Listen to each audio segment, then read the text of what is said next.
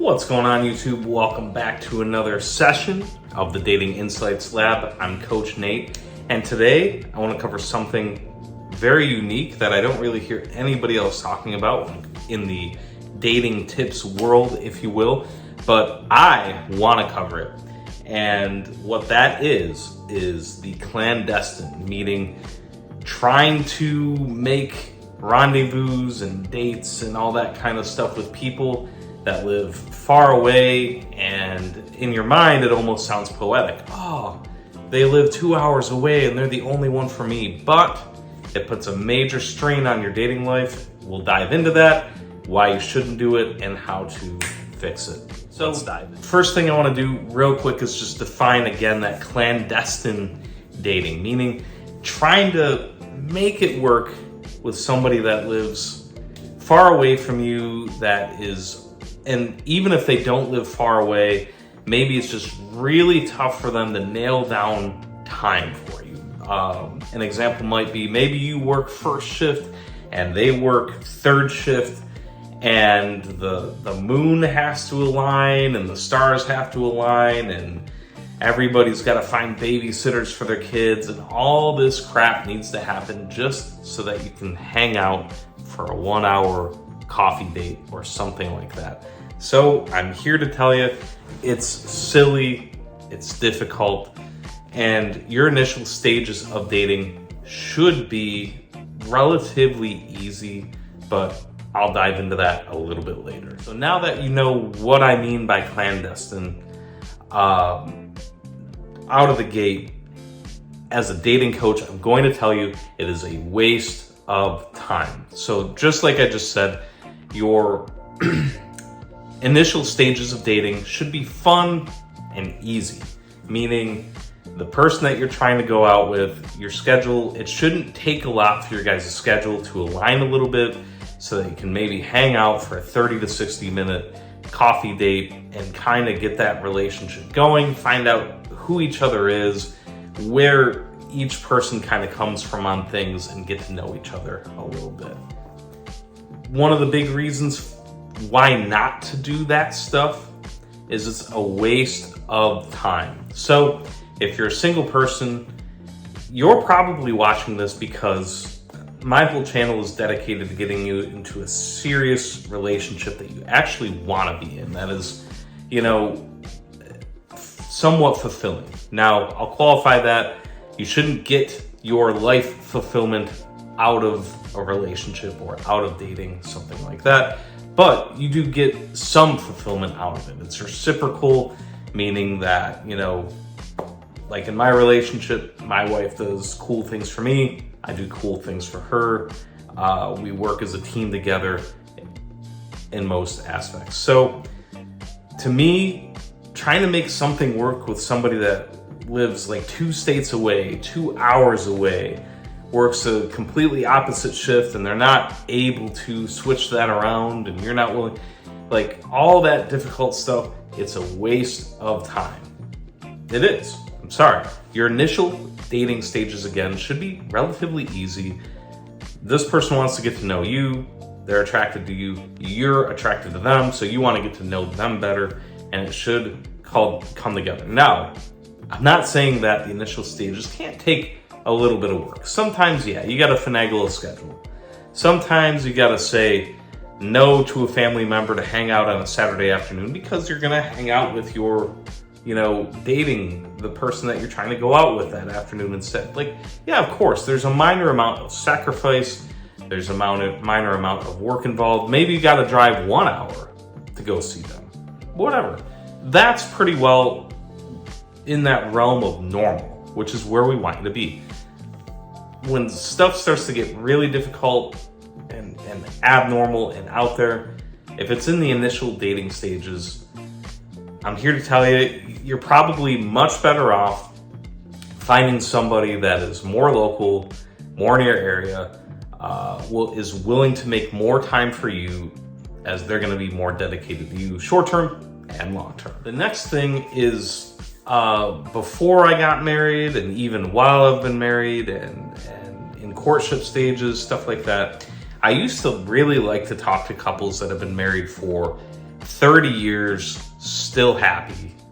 Those super long-term couples that you almost hear about in books or whatever, that, oh, they've been married for 30 years and they still love to hang out with each other every day. Well, it was kind of my goal in the inception, like before I was married, that when I did get married, I wanted a relationship like that. That was just, like, love hanging out with my wife all the time, and I still want it to be that way. The point I'm trying to make there is when you talk to those people that are in the long-term happy relationships that's still going strong, most of them didn't meet in like that clandestine way. One really popular way for married couples to have met is actually in college. Like, they took a couple classes with the same, if they were a guy, they had a couple classes with the same girl.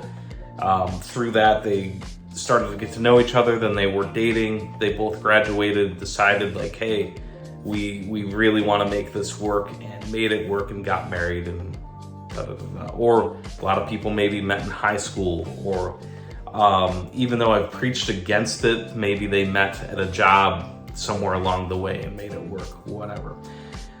Point I'm trying to make here is that most of those long-term successful couples, like myself, they didn't try some weird long-distance, disjointed, disconnected thing before they went down the road of a long-term happy relationship, before they started living together or got married or whatever. So I'm just here to tell you, like, it's in the world of relationships that work at a high level and long-term, it's really super rare that in the inception of the relationship that it was clandestine and out there and weird. Usually it was people that are in an area, like a sphere of knowing each other.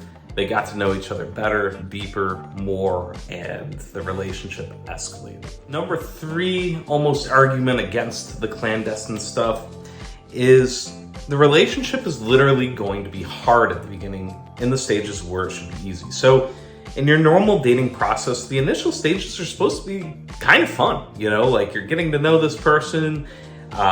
Maybe they're taking you out for, beverages and food, and you guys are going out to see like maybe music that you've never experienced before. So you're getting to know each other and getting to know like other things. It's this fun experience. And, as time goes on, when you're in a long-term relationship, things calm down and maybe you don't go out as much anymore. But in the inception, that's kind of what you're supposed to be doing. You're supposed to be going out a lot, having fun, getting to know their friends or whatever. So when you're in a clandestine, weird thing with distance involved, or like complete mashing of like way, way different schedules, and it's really difficult, it's not going to be that way. You're fighting so hard just to nail down an hour to hang out with each other, or 2 hours. And it's going to be really difficult. And the stuff that's supposed to happen that lays the foundation for the good relationship maybe won't happen at the right times or in stride. And so it's going to cause a decent amount of misalignment. So like, you could get 6 months into that relationship trying to make it work with Mr. Third Shift, let's say, and you won't even know where you stand in the relationship. You won't know if he or she likes you, and it's just super awkward, and like I said, super difficult. Where, hate to tell you, I want you to have the self-confidence to politely disconnect from that person and find another single that is more aligned with you and you're gonna have more fun with. Lastly, it kind of touches on the point I just made, which is finding singles that are local, that their schedule's more aligned with you. Local meaning within about an hour's drive, is just way more conducive. So one thing I will say is I really don't believe in the concept of like there's only one person out there for you. Really, most couples, if they want to be long-term, they can make it work as long as both people are willing to be unselfish enough to do that for the betterment of the relationship. But a lot of time that doesn't happen. Anyway, though, I'm still gonna tell you, if you have a clandestine thing going on, is it really worth it? What I really want you to do if you're single is I want you to find local other singles to hang out with. Now, I know a lot of people are gonna be like, Nate, stop right there.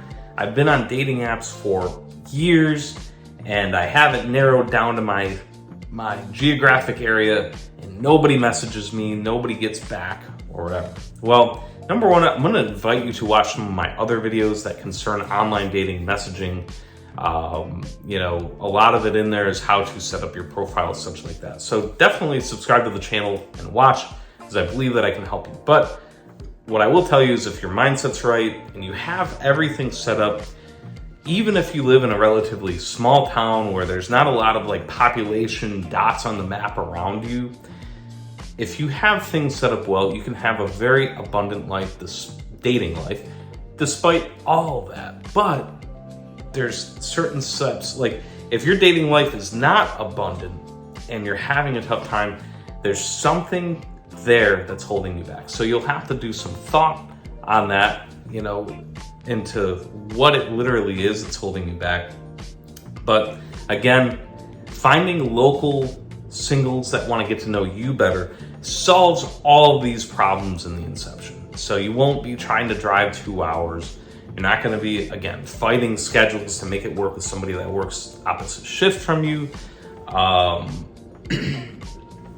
You're not going to be just trying to, it's really trying to take that square peg and fit it in the round hole and just, So again, finding local singles that want to hang out with you solves. And actually, I literally thought of one other thing. I'm going to really ask you this, and it might hit some people wrong and hurt a couple feelings, but it's only because I want you to get stronger. And that is if you tried to make clandestine things work before in the past, is it because you really think in your logic part of the brain that person 2 hours away is the only one that you can make it work with? Or is it because you're so insecure that you're grasping for straws? You're grasping for dating life things that in your heart of hearts that it's probably not going to work, but you're just so insecure that you don't want to do it really correctly. You don't want to put the work in to get a local single. That you don't want to go after the real thing that'll actually work. You're grasping at something that's abstract, or you're it's kind of, one way I would put it is, I'm so insecure, I'm just going to throw spaghetti at the wall, see what sticks, and somebody 2 hours away kind of sticks, so I'll develop a rapport with them online and go from there. I'm going to tell you that it's probably an insecurity, a self-esteem issue, where again, somebody that maybe works with a coach like me or is really good at the dating game, they laugh at trying to make something work with somebody 2 hours away. They're gonna be like, man, what are you talking about, 2 hours away? Like, I've been in the dating app for a week and I was able to meet 2 people this week that are within 20 minutes of me, And I almost look at it, me personally, like I look at it like super maverick, meaning, God forbid if I woke up single today, I'd be like, dude, I can find somebody that lives in the next town over, 20 minutes away. Like, I could be actively dating very quick. Like, why would I want to drive an hour away, much less 2, And I almost guarantee you that with know-how, skilled, like just that, the calibration of things, yeah, I'd have multiple dates, because, me personally, I just feel like I've unlocked that dating code to make it work. So again, I invite you to increase that self-esteem level. Don't try to make that square peg fit in the round hole, whatever it is. There's somebody local that's awesome for you. Thank you so much for watching, guys. Really appreciate it. And if you haven't yet, please like the video. Please subscribe to the channel. That definitely really helps me out. And listen, if you are thinking about getting one-on-one dating help from me, Coach Nate, it's as easy as sending an email to PattersonCoachingWNY@gmail.com. I would love to help you, hear your story, go from there. I will say, hey, I'm not cheap, but you know, neither are the other really good things.